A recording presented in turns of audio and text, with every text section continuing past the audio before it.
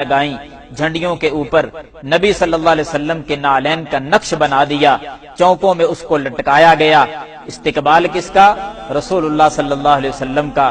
لا حول ولا قوت الا باللہ، نبی کا استقبال نبی کے جوتے کے ساتھ کیا گیا۔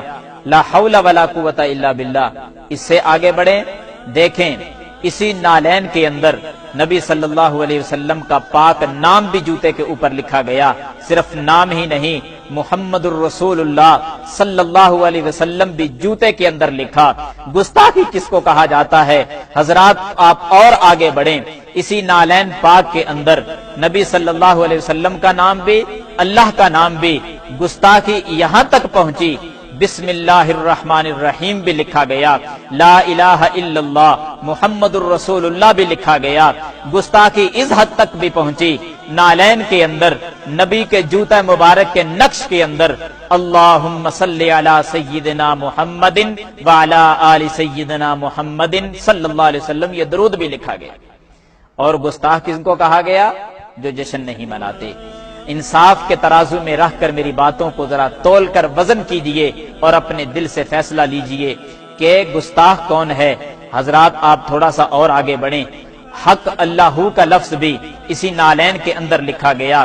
گستاخی اس حد تک پہنچی کہ خوشی مناتے مناتے اپنے حواس بھی کھو بیٹھے، گاڑی پر بینر لگائے گئے جس پر الصلاۃ والسلام علیک یا رسول اللہ صلی اللہ علیہ وسلم کا لفظ لکھا گیا۔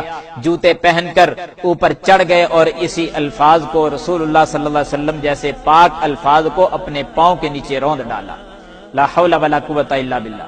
گستاخی کس کو کہا جاتا ہے؟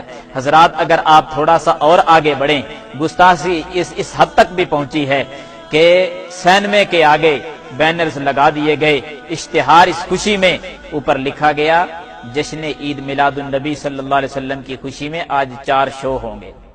لا حول ولا قوت الا باللہ۔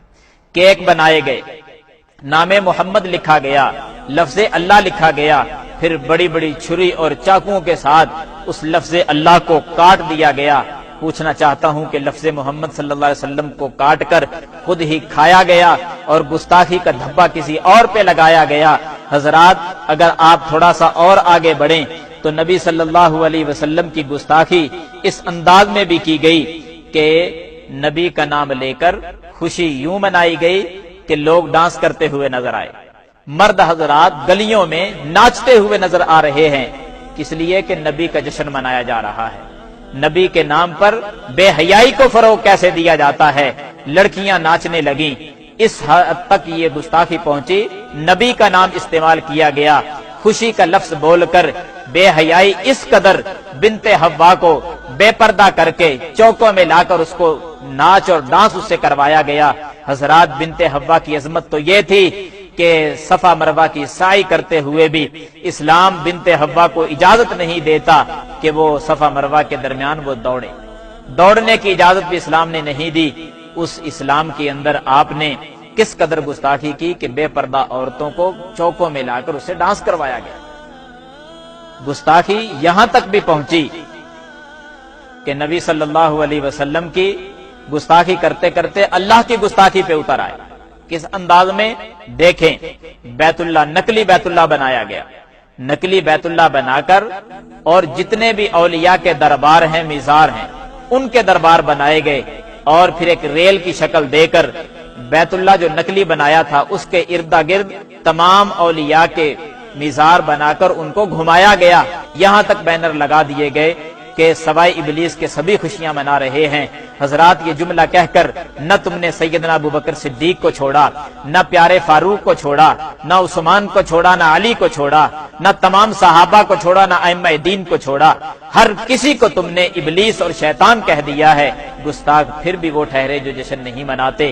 فیصلہ تم نے کرنا ہوگا، انصاف کے ترازو میں رہ کر ذرا وزن کیجئے اور اپنے دل سے حق کا فیصلہ لیجئے کہ گستاخ کون ہے۔ اللہ تعالی ہم سب کا حامی و ناصر ہو۔ وآخر دعوانا الحمدللہ رب العالمین۔